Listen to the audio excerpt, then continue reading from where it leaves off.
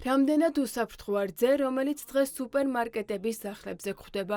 რადიო თავისუფლების გამოძიებით დადგინდა, რომ ქართულ ოცნებასთან დაახლოებული ბიზნესმენის ლაშა პაპაშვილის ყვარლის ბაგა საქონელს ქათმის ექსკრემენტებით კვებავდა, რის გამოც რძეში შეუსაბამობები აღმოჩნდა.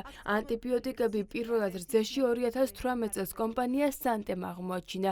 რძის პროდუქტების მწარმოებელი კომპანია დღეს აცხადებს, რომ რძეს უმაღლეს სტანდარტებთან შესაბამისობა საკუთარ ლაბორატორიაში ადგენს და დარღვევების აღმოჩენის შემთხვევაში რძეს წარმოებაში არ იღებს. პირველი იყო სანტე, რომელმაც ეს აღმოაჩინა, ამაზე გააკეთა მყისიერი რეაგირება, შეწყვიტა თანამშრომლობა ფერმასთან და არაერთხელ მიუთითა გამოსასწორებელ ქმედებებზე. წინააღმდეგ შემთხვევაში ჩვენ უბრალოდ არ გავაგრძელებთ მასთან თანამშრომლობა. სანამ მივიღებთ რძეს ამ შემთხვევაში, აუცილებლად შემოწმდეს ძალიან მკაცრი შემოწმებით, უმაღლესი ევროპული სტანდარტებით დადგენილი წესებით, შევამოწმებთ მიკრობიოლოგიას, ვამოწმებთ ყოველთვის ანტიბიოტიკებს, ვამოწმებთ რძის შემცველობას, ცილა-ცხიმი და მხოლოდ მას შემდეგ, რაც არის პოზიტიური ტესტი და ის რომ ლაბორატორია გვაძლევს დასკვნას, რომ ეს რძე ვარგისია და არის უმაღლესი ხარისხის რძე, მხოლოდ ამის შემდეგ ხდება მისი გამოყენება საწარმოში. ყვარლის ბაგას კლინტით გამოკვებილი ძროხების რძეს სანტეს სოფლის ნობაც აგროჰაბსა და რძის ლაბორატორიას აწვდიდა, რის გამოც განმარტებების გაკეთება მოუწია აგროჰაბსა სოფლის ნობაცაც, რომლებიც ამტკიცებენ, რომ მათ მიერ მიღებული რძე ხარისხის მოთხოვნას აკმაყოფილებს. 2012 წლიდან ჩვენ ვიცავთ სურსათის უვნებლობის უმაღლეს საერთაშორისო წესებს. ამისთვის დავნერგეთ არაერთი კორპორატიული სტანდარტი და ევროპული ხარისხის სისტემა. პროდუქციაში გამოყენებული თითოეული ინგრედიენტი ჩაბარებამდე აუცილებელი შემოწმების ყველა სტადიას გადის და დამატებითი უსაფრთხოებისთვის არაერთხელ მოწმდება უკვე მზა პროდუქციაც, მანამ სანამ ის თქვენამდე მოვა. ამასთან პეპსიკოს საწარმოებში სურსათის უვნებლობის მაკონტროლებელი და დამოუკიდებელი სააგენტოების მიერ ხშირად გაფრთხილების გარეშე სტარდება შემოწმებები. კომპანია აგროჰაბში ნებისმიერი ნედლეული თუ პროდუქტი, რომელსაც კომპანია იღებს სხვა მომწოდებლისგან, გადის რამდენიმე საფეხურიან, დამატებით შემოწმებას ჩვენსავე ლაბორატორიაში. კონკრეტულად რძე, რომელსაც ვიღებთ რამდენიმე კომპანიისგან, გადის შემოწმების ფაზებს. სისტერნაშიო მოწმდება ფიზიკო-ქიმიური და მიკრობიოლოგიური პარამეტრები. შემდეგ გადმოტანილი რძე გადის შემოწმებას სიმჟავესა და pH ბალანსზე, თერმომდგრადობაზე, სომატურ უჯრედებზე, ანტიბიოტიკებზე, მიკრობთა საერთო რაოდენობაზე. იყო შემთხვევა, როდესაც მომწოდებლის მხრიდან მიღებულმა რძემ ვერ დააკმაყოფილა აღნიშნული შემოწმების კრიტერიუმები და ასეთი პროდუქტი უკან იქნა გაბრუნებული.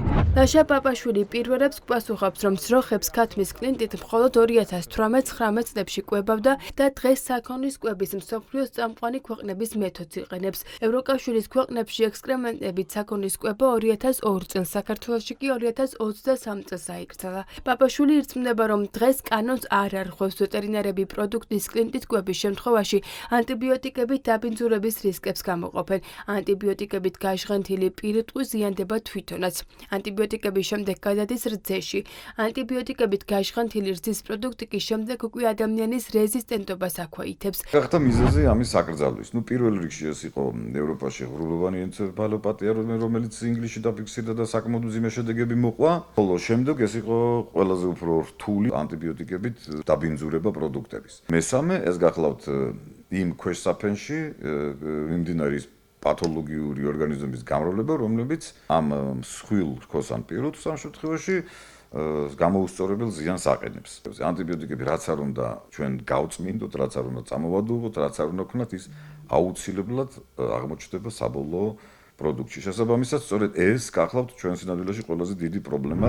კლინტით მიღებული რძით შეიძლება ადამიანის ორგანიზმში ბაქტერიები და ვირუსებიც მოხვდეს. ყველაზე სახიფათოდ განიხილება ღრუბლოვანი ენცეფალიტის რისკი. დაავადებას იწვევს პრიონები ანუ ცილები, რაც ადამიანის ორგანიზმში ინფიცირებული მსხვილფეხა საქონლის ხორცითაც და რძითაც შეიძლება მოხვდეს. დაავადება საკმაოდ იშვიათია, თუმცა ღრუბლოვანი ენცეფალოპათიის რისკების გამო გადახედეს და აკრძალეს სწორედ ევროკავშირის ქვეყნებში ნაკლის გამოყენება ცხოველებისთვის.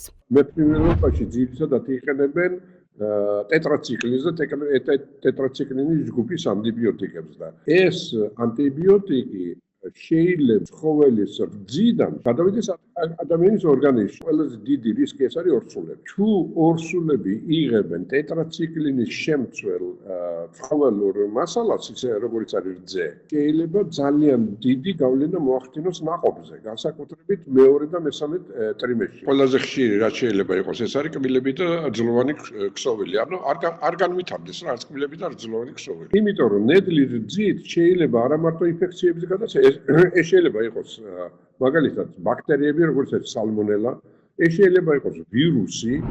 რადიო თავისუფლების ჟურნალისტური გამოძიების მიხედვით ბიზნესმენმა ლაშა პაპაშვილმა სასამართლო დავა მოუგო ჩირინას, რომელიც დიუბიუს ქათმების წარმოებით არის ცნობილი და სწორედ ჩირინას ადანაშაულებდა ანტიბიოტიკიანი ექსკრემენტების მიწოდებაში, რის გამოც პირუტყვები დაეხოცა. დღის ბოლოს კომპანიამ განცხადება გაავრცელა და თქვა, რომ წუნდებული რძე არ ჩაშვებულ არც ყვარლის ბაგას და არც სხვა რომელიმე შემსყიდველის წარმოებაში. იგი განადგურდა და სწორედ რძის დანაკარგის და მეურნეობისთვის მიყენებული ზიანის ანაზღაურებას ითხოვს შპს ყვარლის ბაგა შპს ჩირინასგან.